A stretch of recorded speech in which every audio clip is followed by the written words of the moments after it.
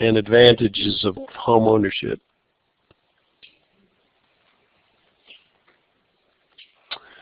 So your home purchase is going to be probably the biggest purchase you'll ever make, and you're going to be paying for it for a long time.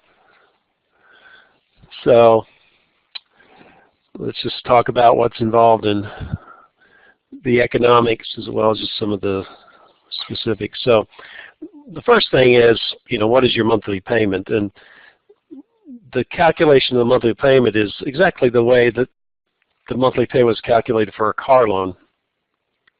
There's actually a formula for that. I'm not sure if it's in this class or not. I said there's probably a formula for that, but it's fairly complicated. It's not as complicated as I remember it.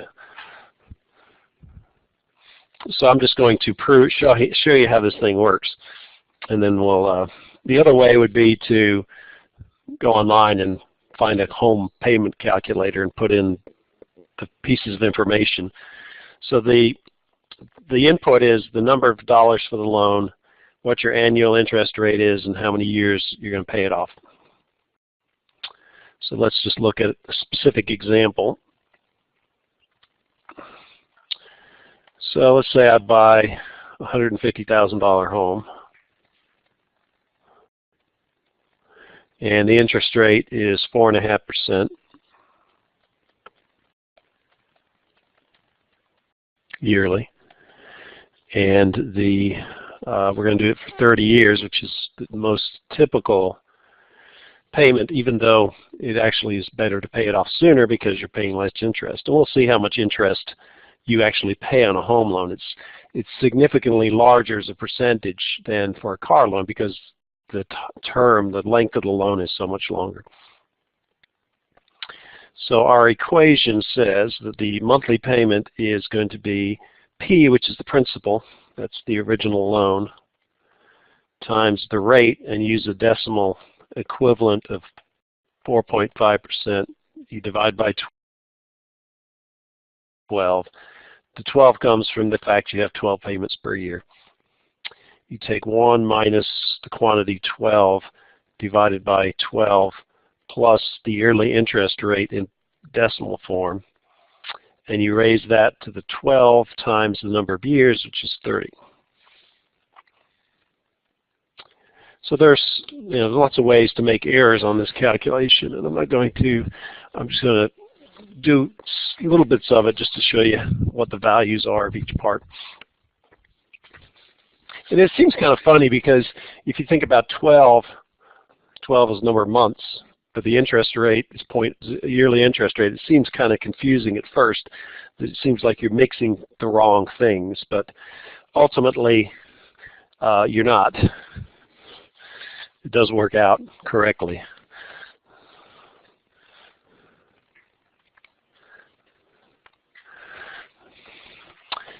So I'll have 150,000 times, this is basically the monthly interest rate. The yearly interest rate divided by the number of months. So let's just calculate what that is. 0.045 divided by 12 is 0.00375. So the monthly interest rate is 0.375%. And then we divide by 1 minus this to the 12 times 30 is going to be equal to 360 payments. So that'll be to the 360th power.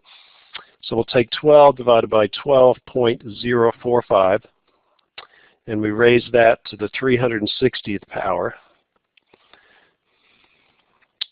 And that doesn't look right. Okay. Oh, I divided by 360. I wonder, I wasn't right. Okay, let's try it again. Raise it. The divide side's next to the. Okay.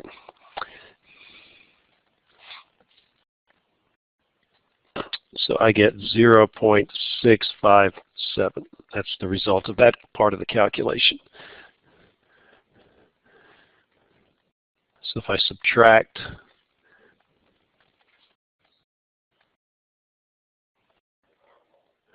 If I subtract 1 from that,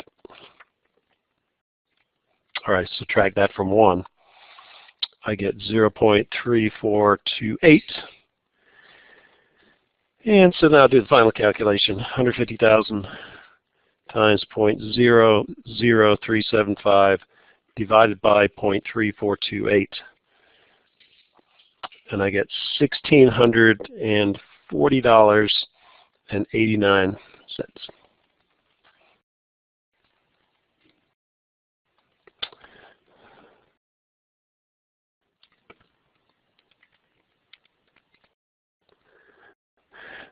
So it's not a super hard calculation. It's also a lot of money. Yeah. That seems too high. There's something wrong here. Let's just go to the next page and confirm it, and then I'll go back and find the error if I made an error. See, something doesn't seem quite right. That seems too high. So the other way is they have tables. This is a table that's in your book. And the way you use the table is you go down to the interest rate, which is 4.5%. You go to 30 years. You get this multiplying factor, 5.06685. This one right here. So you take that number, 5.06685, and that's the monthly payment on a $1,000 mortgage would be $5.06, approximately $5.07. But we have a $150,000 mortgage, so you multiply by a factor of 150. And 5.06685 times 150 to get $150,000 mortgage, and you end up with a payment of $760.03, which is wrong. So that's why, yeah. So I made a mistake on the previous calculation. So let me see what I did wrong. So 12 divided by 12.045 raised to the 360th power.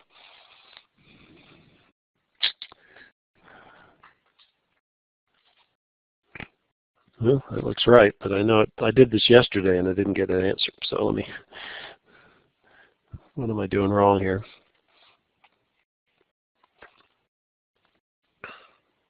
Oh, I didn't divide by the right thing. I did it twice though. So it's 12.045. I did 12.0145. That was my problem. Okay, raise that to the 360th power. Okay, that looks better. Okay, so that number is incorrect. So this number should be 0.2599 approximately. And therefore I subtract that from 1 and I get 0.7401. And then if I correct it now, so 150,000 times 0.00375, the monthly interest rate divided by 0.74001, and I get $760.03, okay, which is exactly what I got using the table. So if you know, probably 50 years ago, if you were a banker, you had a table like this, and you were able to quickly, through some reasonably simple math, multiplication, to come up with the amount that a mortgage is. You wouldn't use the formula unless you wanted to just prove that you're a good math student or something like that. So anyway, that's the order of magnitude of the mortgage. And you think about rents.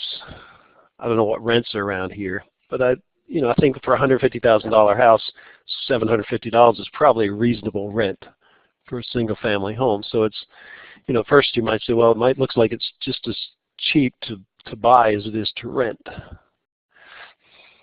from just a payment to pay off the mortgage.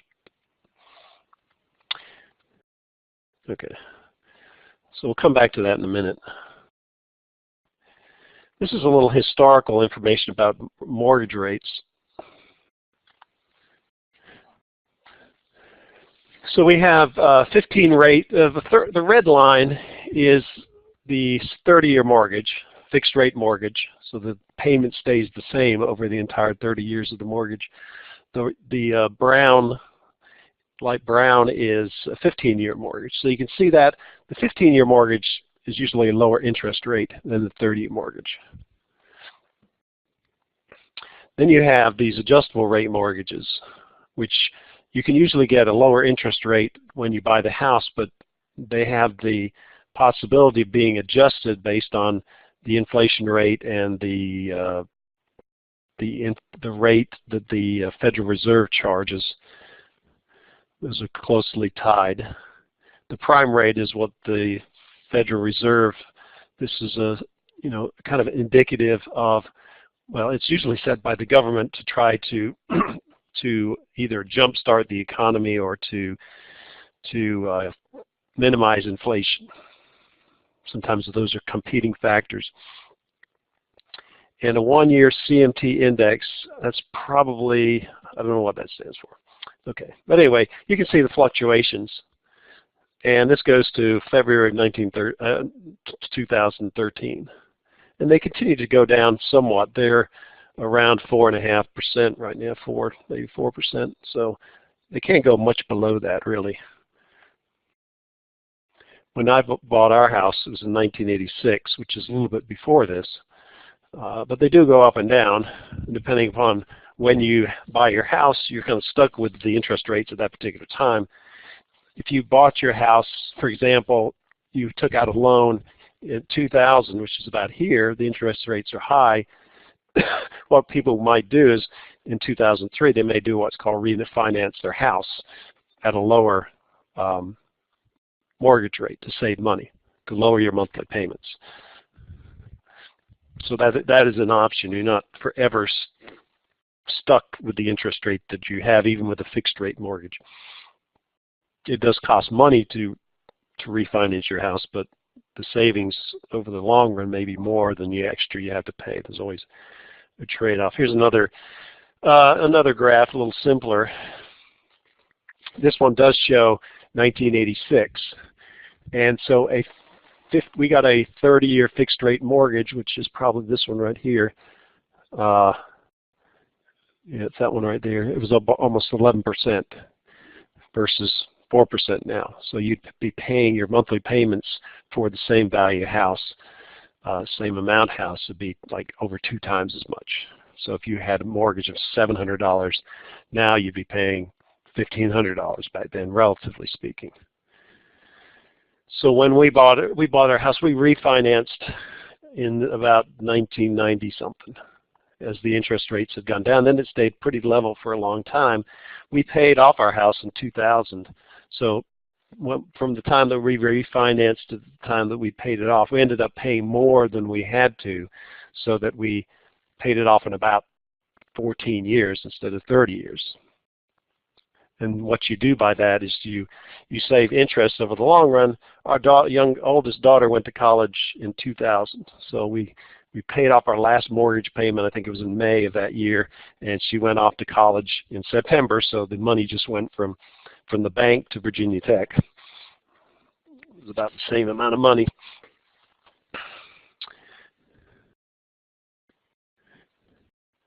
And here's another. This is different. This is actually CD rates, but mortgage rates and CD rates, because they're sort of governed by the same factor, which is the rate that the Federal Reserve charges. They closely match it. So again, 1986, the interest rates on CDs were almost 8%, which is pretty good. But then in 1990, when the dot-com boom crashed and the stock market went down, they lowered the interest rates to try to stimulate the economy, but as a consequence, they also had to lower the CD rates. And this goes to 2011. This was in the housing crisis when the stock market dropped again, and they've been extremely low since then. So you haven't been able to get much money by investing in CDs. But at some point in history, historically they've been 4 to 5%, which is reasonable.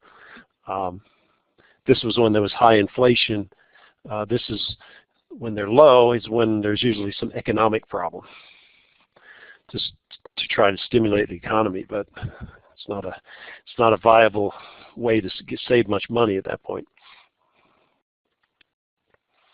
Yeah, and this actually goes back further, back to 1960. So prior to 2000, the CD rates didn't go below, I don't know where the scale is here, about 2%. But they averaged, if you just drew your hand through here, you would come over here and you would see they were at a reasonable rate. So what you've seen in your lifetime is not typical of what you would have seen over the 70s, 80s, and 90s. But then again, there was a lot of inflation right here. So it's, you're kind of balancing making money versus the value of your money going down at that particular point. And there's some discussion about adjustable rate mortgages, which I'm not going to go into a lot of detail, but there are limits on how much they can increase the rate from one year to the next, how the rate is set. Usually it's based on U.S. Treasury security rates, which is kind of what I was talking about here. But we don't need to get into the details. Ideally, you would get a fixed interest rate loan. That's the one that makes the most sense over the long term.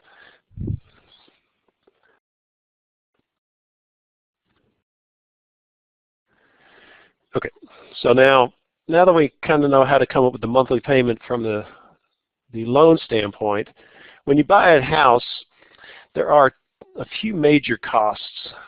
One is the closing costs.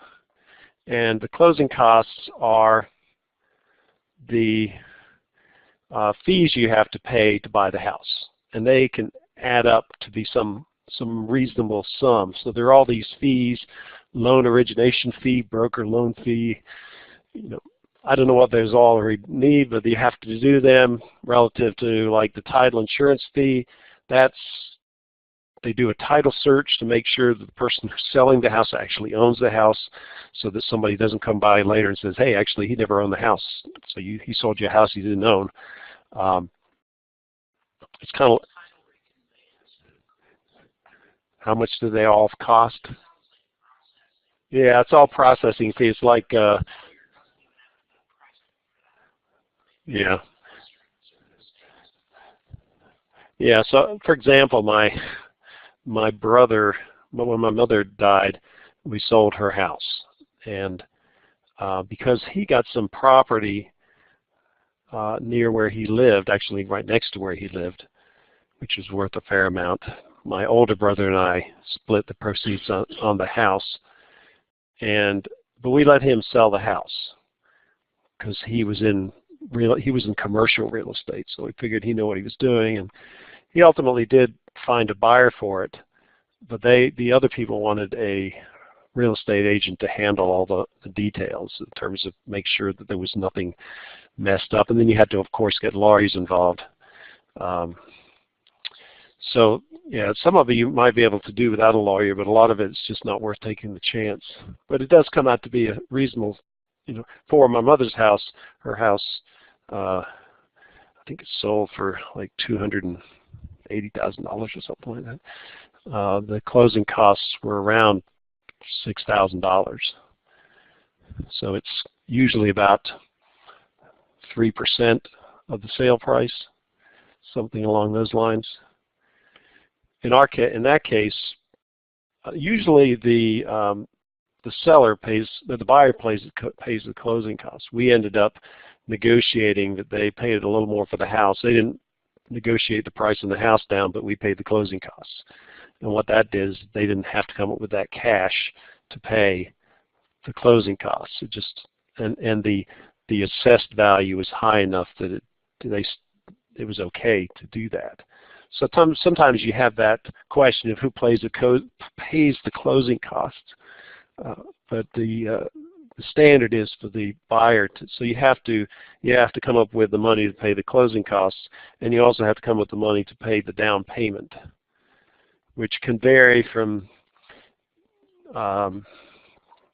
both of my daughters just bought a house. They paid 20% down, which is pretty significant. When we bought our house, I was just getting out of college. and we paid 5%. There's a difference. Why would you pay more as a down payment? Well, one thing is your loan's smaller. Secondly is you can probably get a better rate because you already have equity in the house, so it makes it safer for the bank if something goes wrong in terms of to get the total value that they have loaned. So you get a lower interest rate, you get lower payment. Of course, that cash that you had in the bank, you now don't have anymore. So that's an issue.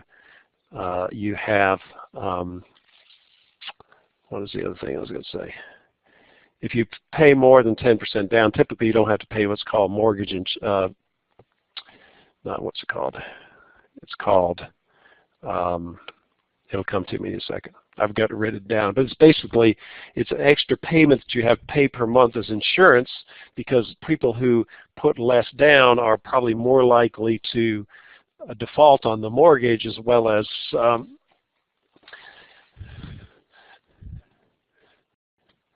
it'll come to me here in a second. Okay, so you got to pay for closing costs. Now, if you're selling the house, you pay the realtor between 3 and 6% of the sale price. So a $300,000 house, you'd pay $18,000 for the realtor. That is negotiable to some extent, but you have to negotiate that with your. Now, once you have the house, you have the payment on the loan, but there are other things that you have to take into consideration. As a renter, you don't have to do a lot of this stuff. So you've got taxes, insurance, and maintenance. So the taxes, mostly we're talking about property taxes, and that can vary considerably depending upon where you live. So in Covington, my house has a property tax of around $1,000 a year, which is about $80 a month, which is not bad. If you live in northern New Jersey, a similar house, besides costing more, would probably have property taxes about $8,000 a year. So 8 times the amount for property taxes. Yeah, they do. They don't do, I don't know if it's income tax or something. There is some less tax, but ultimately they are taxed more than we are. But their property is taxed a lot more for sure. So depending upon where you are, the property taxes can be reasonable, like here, or unreasonable or very high. Then you have homeowners insurance. So that's, for our house right now, it's about $500 or $600 a year. And it just depends upon the value of your house. And then you have maintenance, which can be certain, there's some rules of thumb in terms of how much maintenance you have or improvements. So most houses you buy, if they're not brand spanking new, there are things you want to do to your house. So our house, we have probably spent as much as the value of the original purchase price of the house on maintenance or improvements. So I'm going to give you a short list of what we've done. We removed all the carpet. We refinished the hardwood floors. We have this is over 30 years.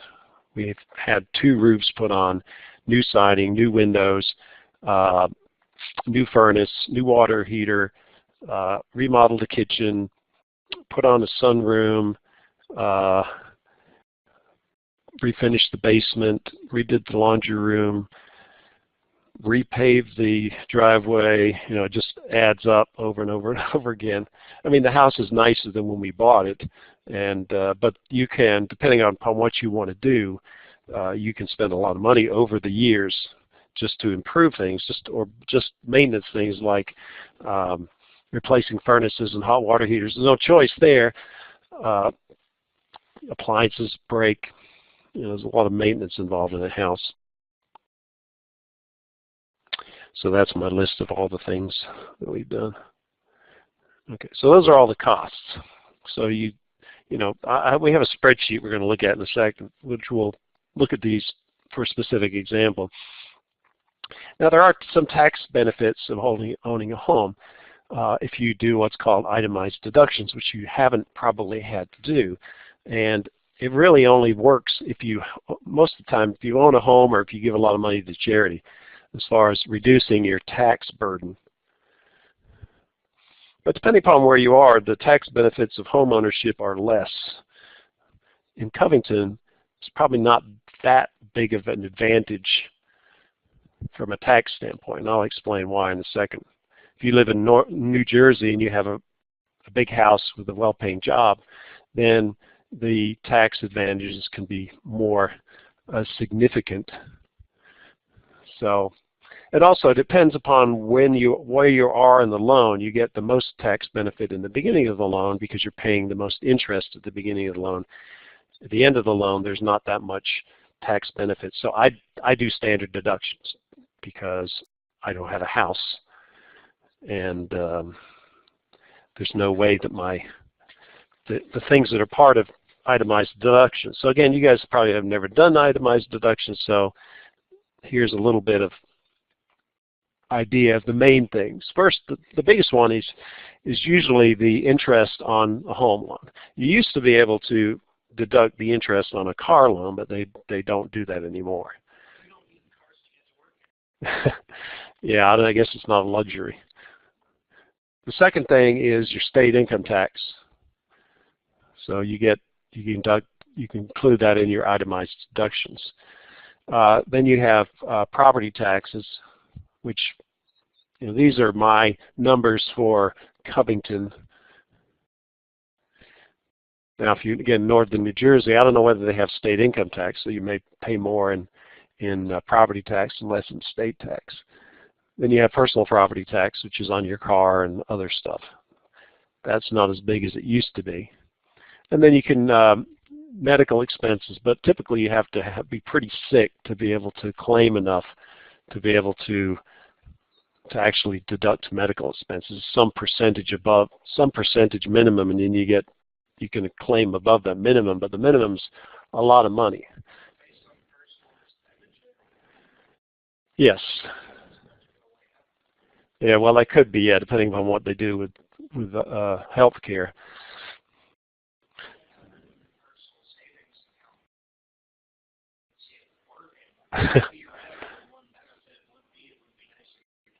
Yeah. So if I add all these numbers up, I'm giving $2,000 a year to charity or church or something like that. I'm not very generous when he goes to church, or at least in this example. And so you get $13,700. Now this standard deduction is this is from a few years ago, standard deduction is $11,900. So it's really only above the amount above your standard deduction that really gives you a tax benefit. So if my itemized deductions are the same as my standard deductions, all the things that I claimed here don't help me in my taxes at all.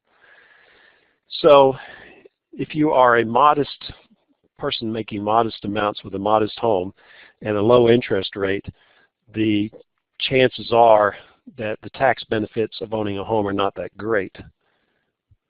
If you are living in a high tax area, you're paying a lot of state tax, and these add up all the stuff that's not interest for your house adds up to your standard deduction, then anything above that you're getting a tax benefit from.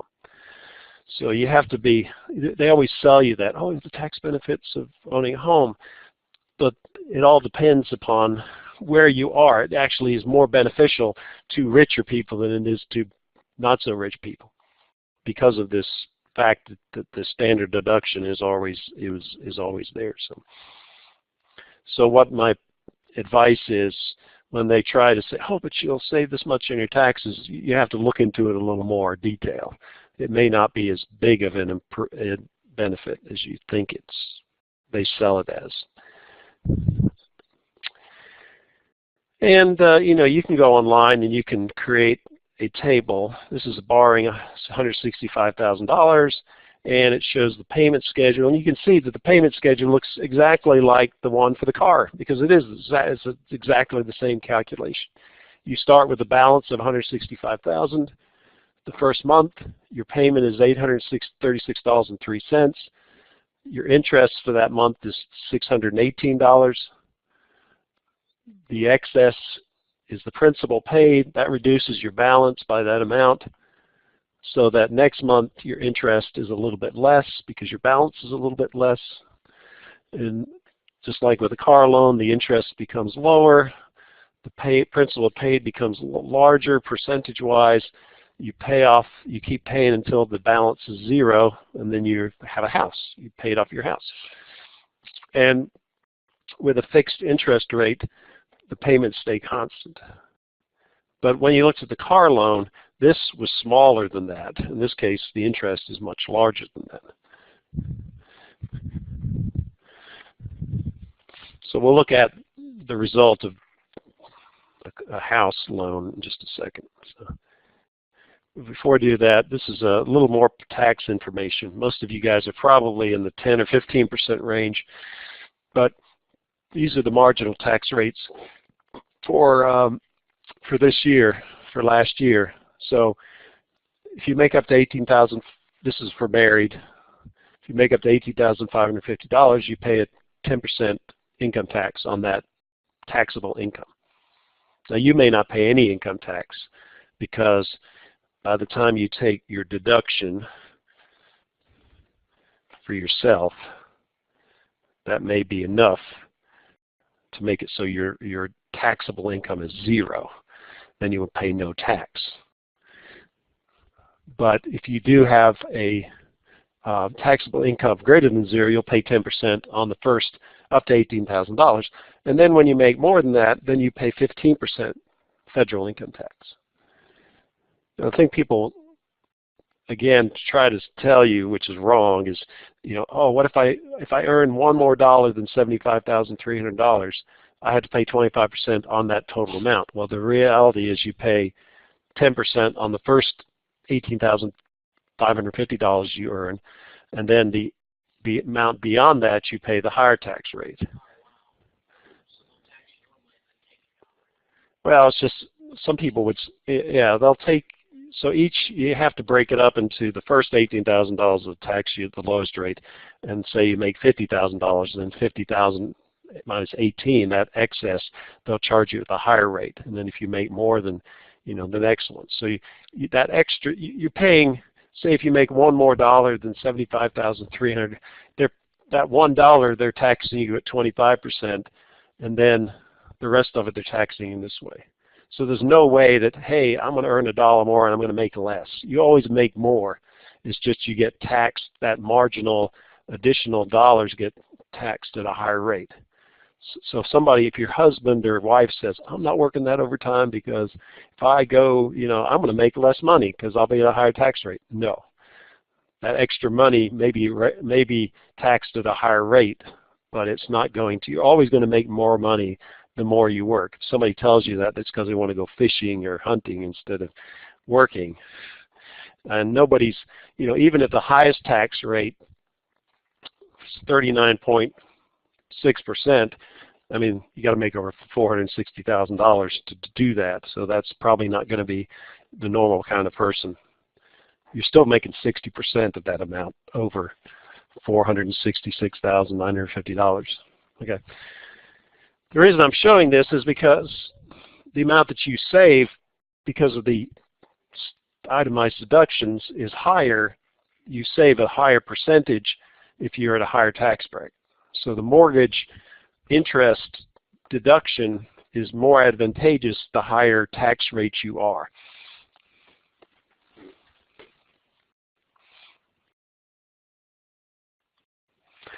Okay, so there's the homework for this section, just 4 problems. What I'm going to do now is I'm going to show you a spreadsheet that talks about all the things that we've just talked about, and to kind of give you an idea of the order of magnitude of some of these things. Also to encourage you, you know, if you ever, when you get to that point, you don't have to rely completely on the banker or the real estate agent. There are tools out there that are pretty simple and they're free to let you analyze, to think about it. You know, whether it makes sense to buy a house or to rent. A lot of people are finding renting is actually making more sense from an economic standpoint for various reasons, which I will talk about. Besides, you don't have to cut the grass if you're renting, unless you're renting a house. That's one nice thing. You know, when you get older, you don't want to do maintenance. You're not, you know, you'd rather just sit around and watch North Carolina beat Gonzaga or something like that. Yeah, I mean that's, yeah. Once you've paid off the mortgage, then you don't have that expenditure. So you have that excess income. So there is the advantage. There are advantages for owning a home besides just the monetary. Okay, so let me open up this spreadsheet. And let me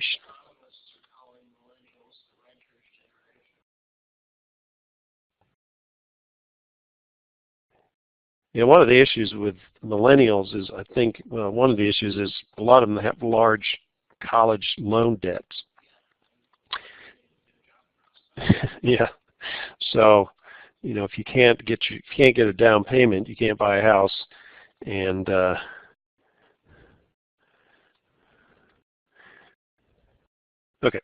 So here we go. Let's look at this particular example. So here, there's a purchase price of $200,000. We're only paying $5,000, which is only 2.5%. 10% would be $20,000. But you know, accumulating $20,000 is not that easy. So I finally thought of what the insurance calls. It's called private mortgage insurance. So if you have a down payment that's less than 10%, typically you have to pay private mortgage insurance. Probably the lower the down payment, the more percent you have to pay for the private mortgage insurance, which we'll get to in a second. The length of the loan is 30 years, which is typical. Your yearly interest rate here, they're showing 6.5%. Your yearly property tax is at 1.8% of the value of the house. Then you've got private mortgage insurance, homeowners insurance, which is some percentage of the value of the house, of the replacement cost of the house, typically. Then you got your private mortgage insurance, which they have at $150 per month. So that's pretty significant. Then you have yearly maintenance costs of $700 per month, per year, and $1,300 for improvements. So using that, my house as an example, if you do $2,000 per year times 30 years, that would mean I've spent about $60,000 on, and that's probably pretty close. So those are I would say pretty accurate. You also put in your tax rate, and that's for when you calculate the tax benefits of home ownership. Okay, so let's see what we got next here. So your monthly house payment. So just on the principal of $195,000, your payment is $1,232.53. So that's paying off your loan. Then you have property tax, which they say is 1.8% of the value. So that's per month. That's $300 a month. So that's $3,600 a month, $3,600 a year for property tax, which is somewhere between what I pay and what New Jersey pays. Then you've got your insurance, which includes both private mortgage insurance and your homeowner's insurance. That's included in the amount that you pay. You don't do that separately. It comes in your payment. So your monthly housing payment is $1,749.20. So just looking at the amount you borrowed is, you know, that's about 3/4 of the total payment that you have to come up with, which seems kind of high. But in just again to give you some examples of my daughters. Jennifer lived in a one-bedroom apartment in Brooklyn, New York, and its rent was probably about $2,200 a month. Heather lived in an apartment in Alexandria, and it was a good deal. It was an older home, but it was a good deal, and it was about $1,600. But most apartments were around $2,000 a month. So you're paying, that's just for a one-bedroom or two-bedroom apartment. Here we're talking about a house. Now you couldn't buy an apartment in New York City for $195,000. They do make more money. Yep. Okay, then the other costs, that's just your payment. Then you take your monthly costs for maintenance. So they took the yearly amount divided by 12, same with improvements.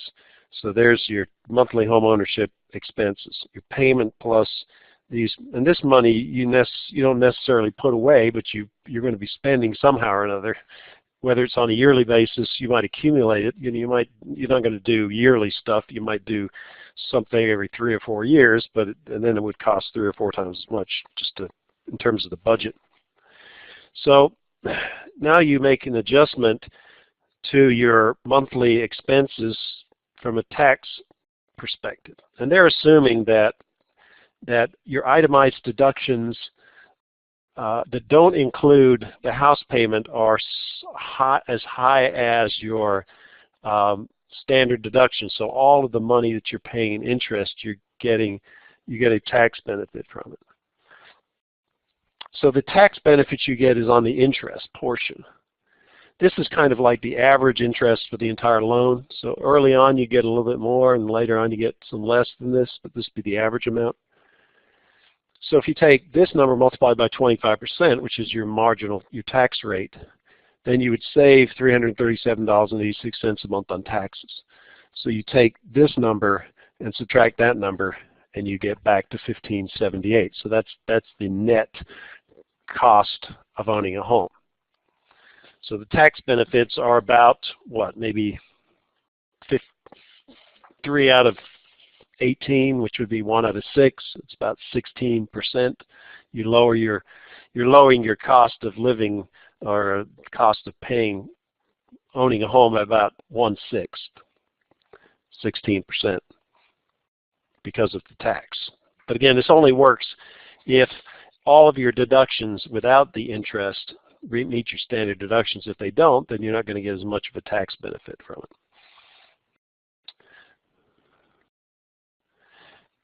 And so here is just some information that might be of interest. One is, for this $195,000 house that you pay a loan for 30 years at 6.5%, this is how much you pay for the original price of the house. This is how much interest you pay. So your interest, the interest you pay is almost twice the value of the house.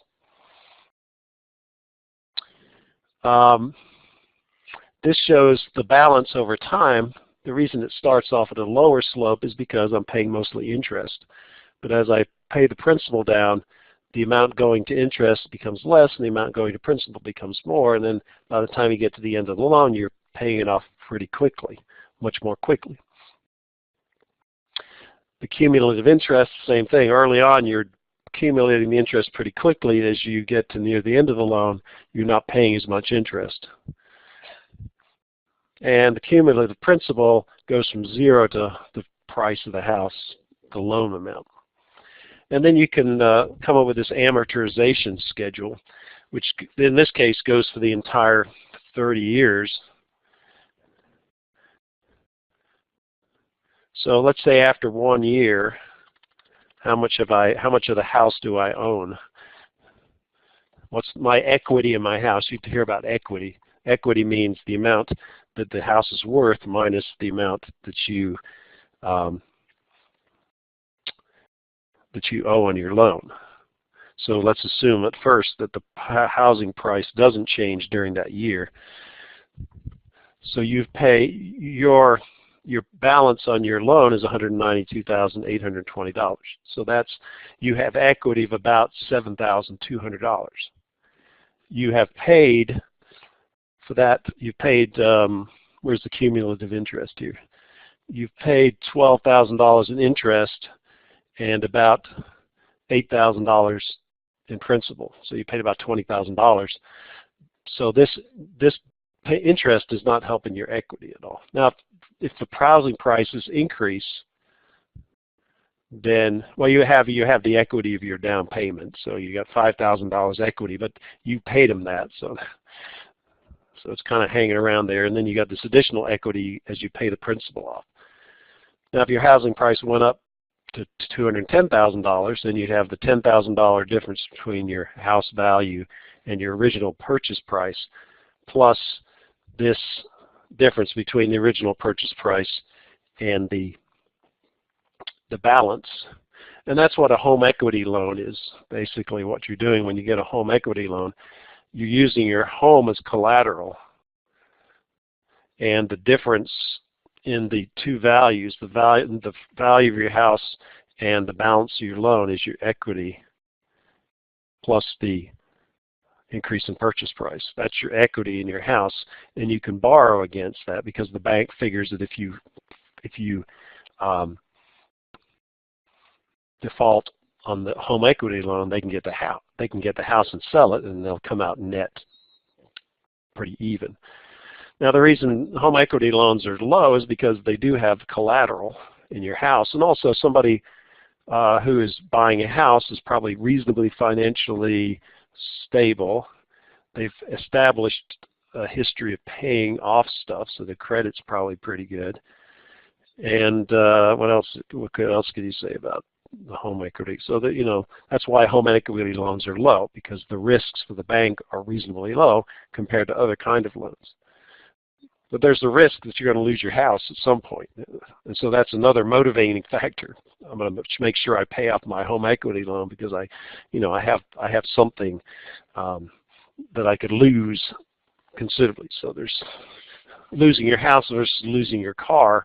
That's a big motivating difference. And if you come all the way down to the bottom, after 360 payments,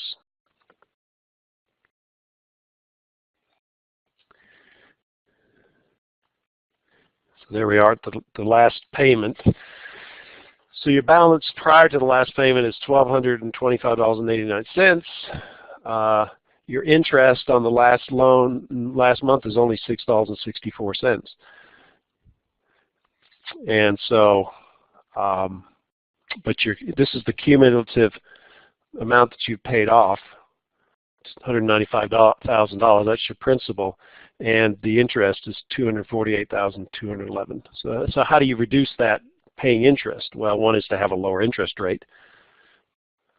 Secondly is to pay your loan off sooner, because you're going to, but of course, having a shorter loan makes your monthly payment higher.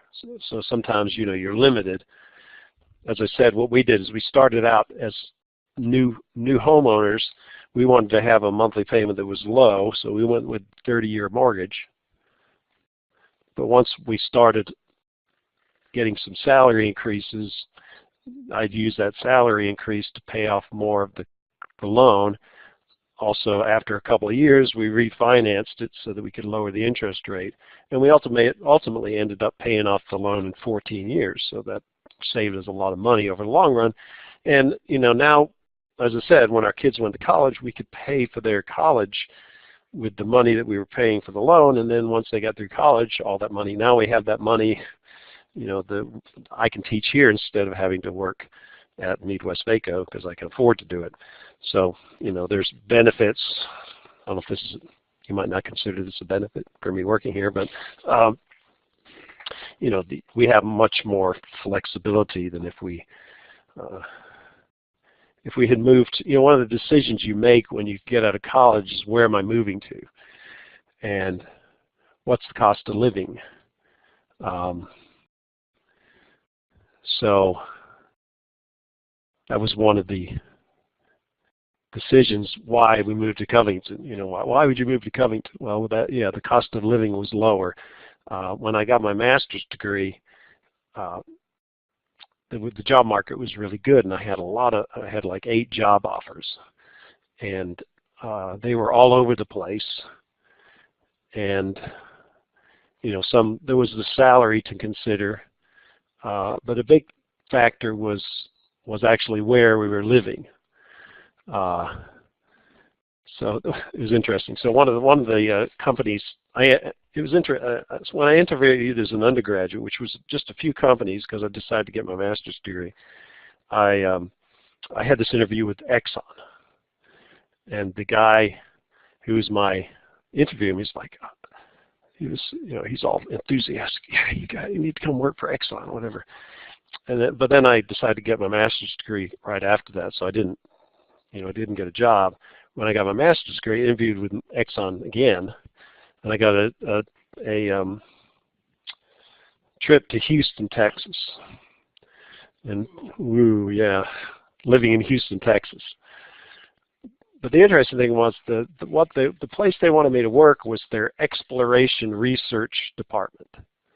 Well, where's all the exploration? Not in the United States. It was like in Venezuela or Saudi Arabia or everywhere else. And so they were talking about, the job sounded boring to start with, but then they were talking about, well, you live a couple of years here and a couple of years there, all these countries. And I guess if you're young, you didn't have a family. But I was young, but I did have a family. And it was just I just was not that thrilled about working for them, even though they probably would have paid the largest amount. And then even if Houston was the best choice, Houston is not the humidity and in the summer and the heat. Oh, God, it was flat. I like mountains. So that was kind of, I think we both mutually figured out that we were not interested in each other, maybe because I just was not very enthusiastic about the whole thing. So that was the one place I didn't get a job offer from, was Exxon. But then I had an interview with Boeing Aircraft in Seattle. And that had, that was the job was interesting. Seattle. No, I like Seattle, but it was expensive to live there. It was very far away from our families, and we had a little girl, and we actually were having another baby, so there's two babies, two. So you had the family thing, the expense. The weather can kind of be depressing in Seattle. It rains a lot. So I decided not to do that. We ended up, when I got my master's degree, I went to work for General Electric in upstate New York, which it was a nice place. It wasn't bad. It was cold in the winter, but it was okay. But yeah, anyway, you make those decisions about cost of living there would have been reasonable. But anyway, both of my daughters, of course, now, one lives in New York City and the other one lives in Northern Virginia, two very high cost of living places, and their mortgage payments are more than I could ever think about paying. Okay, so that's kind of the gist of home ownership. I own a home, so I'm not going to bash home ownership, but there are lots of things to consider when you do it. What are the things so here's a review of what you have to consider. One is, you're going to have to come up with closing costs and a down payment to buy your house. That's actually, that's another side story. One of the ministers that's involved in this lunch thing was talking to Tina Dressler. He was asking her questions. And basically what it came down to was, for people who are lower middle class as far as their income, getting to that point where you can buy a home is difficult because of the fact you need closing costs and you need a down payment. And to buy a house that's, the lower price house you get, the more likely you're going to have to spend money to fix it up to make it livable or reasonable. So there's this balancing act. But if you're paying 10% down, even on a $100,000 house, that's $10,000, which is, in the scheme of things, is not huge, but it's a stretch for people in that area, especially if you got health care and all these other expenses that come along. So how do you help people to be able to get that down payment and the closing costs to buy a house? Because sometimes buying a house can be cheaper than renting, but it's getting over that. It's like in chemistry. It's called what's it called, activation energy or something. You got to get a certain energy before the chemical reaction can start, and if you can't get your down payment, then you can't get to that point of home ownership, especially in this area where homes are cheap, relatively speaking, and interest rates are low. What's that now? To raise money. Okay, so that's And then, the cost of owning a home is not just the loan payment. You've got taxes, insurance, maintenance. Those can add up to be fairly substantial.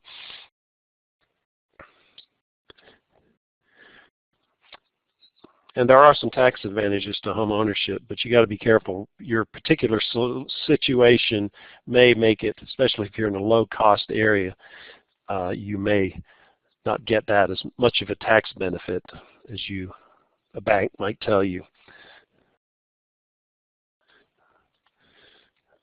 And the other thing is, there are online resources that can help you kind of work through the questions before you think about, am I ready to buy a house or not? You shouldn't go into it completely uninformed. And using these spreadsheets in this particular tool, you can get a pretty good idea of what it costs to do that. But ultimately, what's one advantage is right now I don't have a house payment, so I don't have a rent payment. I do have to pay gas and water and those kind of things, but the sum of those is a lot less than I would pay for renting and we can you can make improvements so that you can make your house your own. So there's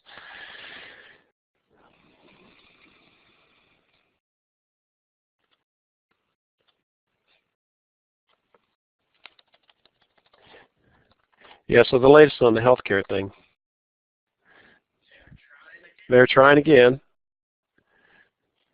They're trying to make some compromises with the Freedom Caucus, which is this group of conservative right-wing congressmen. The latest proposal is that they'd leave it up to states whether there were minimum standards. They're trying to put the blame on somebody else. The states could decide whether there were minimum requirements for health insurance, like maternity care or chemotherapy, or you can put all kinds of limits on it. And it's an interesting philosophical thing, because the reason the premiums are higher is because they're covering stuff. So the only way you can make the premiums lower is by covering less stuff, like not covering pre-existing conditions or not covering cancer treatment. So, as a healthy person that lives a healthy lifestyle, should you subsidize people who are not living a healthy lifestyle? That's, you can look at it from that perspective. But the thing is, even if you live a healthy lifestyle, what happens? Things happen. And so you may think you're being smug about it. I eat well and I exercise all the time, so I don't really need insurance. And then you get cancer, you get a heart attack anyway, like that guy in what's the Biggest Loser. He was a big health buff, but he almost died from a heart attack. So you can't always. That's what insurance is for unpredictable stuff. That's ultimately what it is. You can't predict it. So you have to decide. Yeah, I'll have lower premiums, but the chances are I might get something that they won't pay for, and I'll go bankrupt. So it's an interesting. So now by offering the things that they want, the House Freedom Caucus does not like having to have insurance companies accept people with pre-existing conditions. That's one thing Trump said he would keep, but now he's wavering. What he's saying is, well, we're going to leave it up to the states. So that's passing the buck. It's not my fault. It's the state's problem. You didn't. Keeping children on their policies until 26. That's something that's up for negotiation, which affects you guys. They're in favor of that, but the Freedom Caucus is not in favor of that. And so again, they may leave it up to the states, which is a way of getting it passed through the Congress. But the question, and then do you make where you live decisions on health care?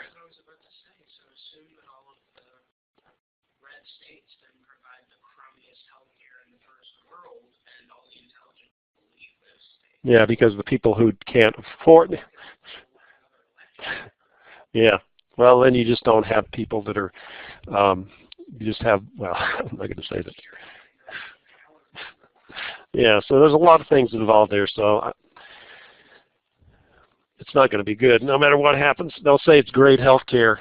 All it is it'll give you more choices, more bad choices. That's the risk. But again, from the other perspective, you know, how much do I pay for other people's bad living? I don't know.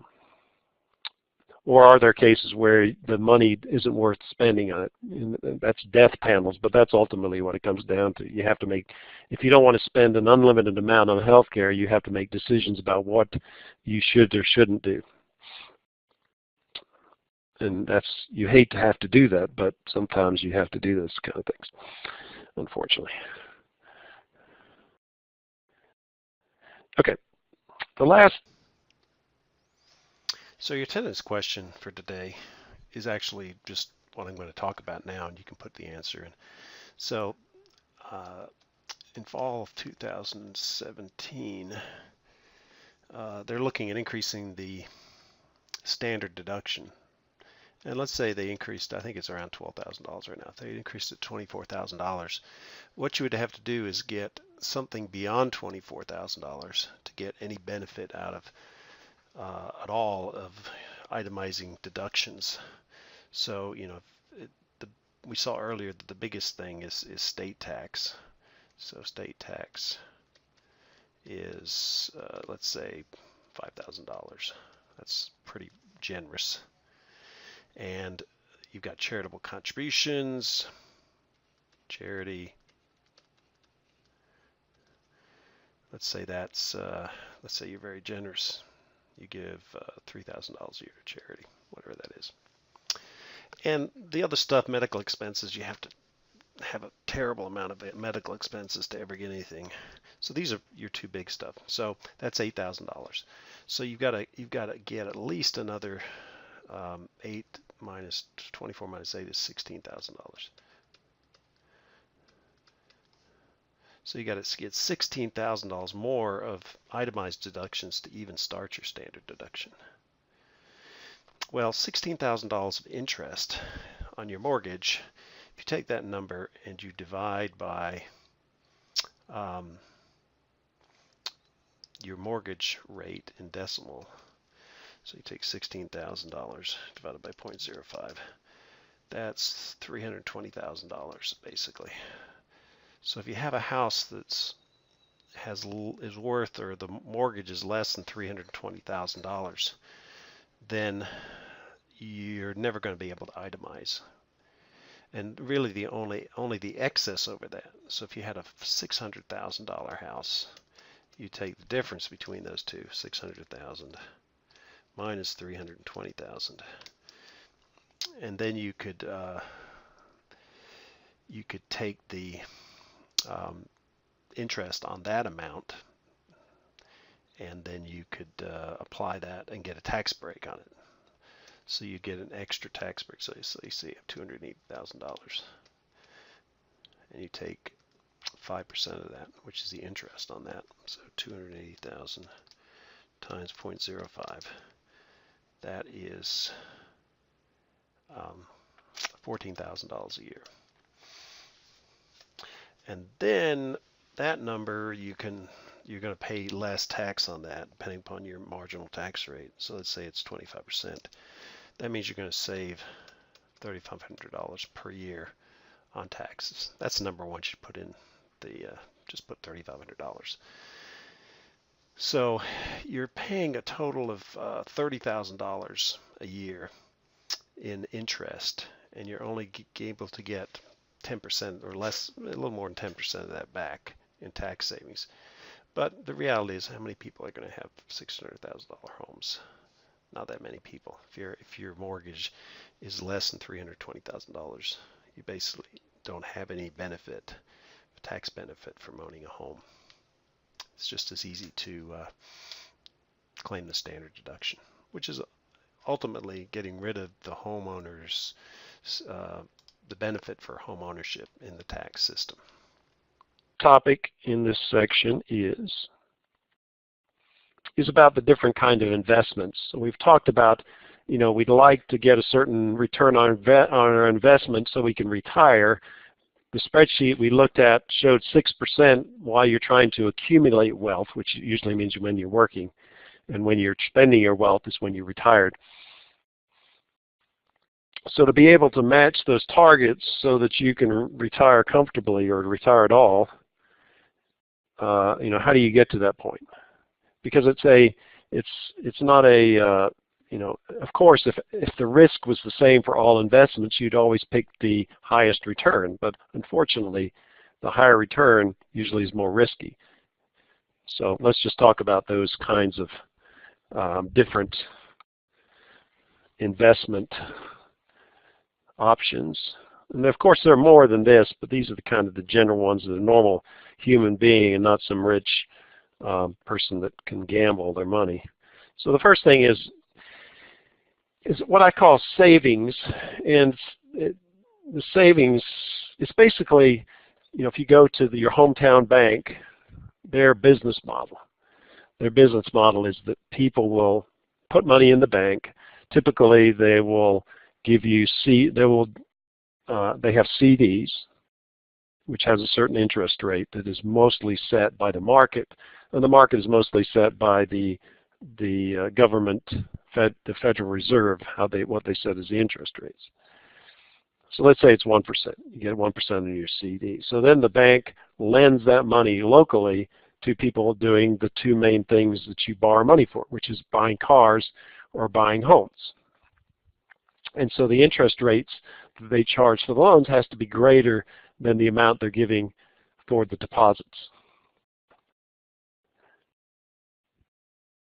Now, of course, because that's how a bank works. They have to charge more for the loan than for what they're giving for the money.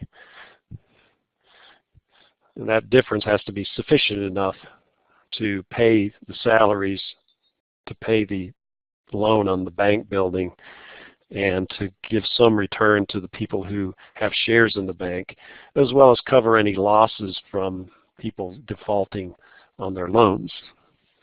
So I was saying home loans now maybe 4.5%, something like that. So there's about 3% difference between the two, which is kind of normal. On the deposit side, you basically agree to this contract with the bank. I'll leave my money in for a certain amount of time, 12 months, 5 years. You'll give me a interest rate, typically compounded continuously. And a lot of people will just leave that money in the bank, so after 5 years or whatever the term is, they could then take it out without penalty, and they get a larger amount than they had originally. And by that time you may have retired and you may need the money, or you saved it for something else. But you always get the amount that they say, so your value at the end is always greater than the value at the beginning. If the bank goes belly up, they have insurance through the government, FDIC, the Federal Deposit Insurance Company, that they will pay those deposits. They guarantee those deposits up to a certain amount of money. It used to be $200,000. I think it's higher nowadays.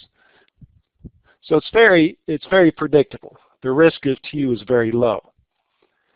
But because of the risk being low, you don't get a whole lot of money back from it, relatively speaking, compared to other investments. And there is no volatility because it's guaranteed. It's the same amount every year that you've agreed to the contract. So there is no volatility. What is volatility? It means, well, I could go up and I could go down. I could even just going up at different rates would still be volatility. So it's very predictable, but you're not going to get a huge amount of benefit out of it, especially at the current rates that we have. The second is what we call bonds. And bonds are kind of like what we're doing with savings, except in this case, the people that are loaning you, the people who need the money are not individuals for houses and cars. They're businesses that need equipment and other stuff that associated with the business, like paying people or buying inventory. So, but you know, those kinds of things, paying people especially, there's no collateral there. If you're buying equipment, there's collateral, but you know, there's more specific to a particular industry. You might buy shelves, new shelves, and then you've used them, and then you sell them at an auction, and you're not going to get the full value. So there's the risk for the people who are issuing the bonds is higher than the risk that you would get from a local bank. So because of the risk being higher, they are going to charge a higher interest rate, which also means people who are providing that money to lend to the bank, to lend to the companies, are also going to get a higher return than you would in the bank. So we would say the risk is intermediate relative to savings versus the third choice is stocks. So the return is intermediate as well. Instead of like 1 or 2%, you might be getting 4 or 5%. And the bonds actually value varies. So you think, well, I'm making a loan to a bank and they're paying a fixed rate and that's agreed to. That's true. But bonds are traded kind of like stocks. So if you've lent money to companies at a high rate, then somebody who has some money may say, hey, can I buy those bonds and so I can get that higher rate? But I'm going to sell them to, the guy says, well, I'll sell them to you, but I'm going to sell them to you more than I paid for them because they're getting good rate and they're not defaulting on the loan, so it's reasonably risky. So the value of the bonds can vary just like the value of stocks. But you're still lending people money. It's still lending. So the value can go up and down. It tends to be less volatile than the third kind of investment, which is called stocks, or some people call them equities. So what's happening there is instead of lending the money, you're buying part of the company. And so if the company goes bankrupt and then the value of the company is zero, you lose all your money. So that's very risky. But the amount of money that a company can make, their profit that they make from whatever investment it is, whatever they're selling or making, the return is dependent upon a lot of things, but the potential for making more return than a bond fund is better. You get a higher chance of that happening. And so typically your return for stocks is the highest, but it also has the highest risk. And it also, as you know, if you watch the news, it can go up and down very quickly. So there's a couple of reasons you wouldn't buy stocks. One is if you're 85 and your lifespan isn't very long, and the stock market tanks when you're 86, you're not going to be around when it rebounds back to its original value or to greater than that. So typically if you're older, the older you get, the less stock you own, unless you're going to leave it to your kids, and then they can continue it on. So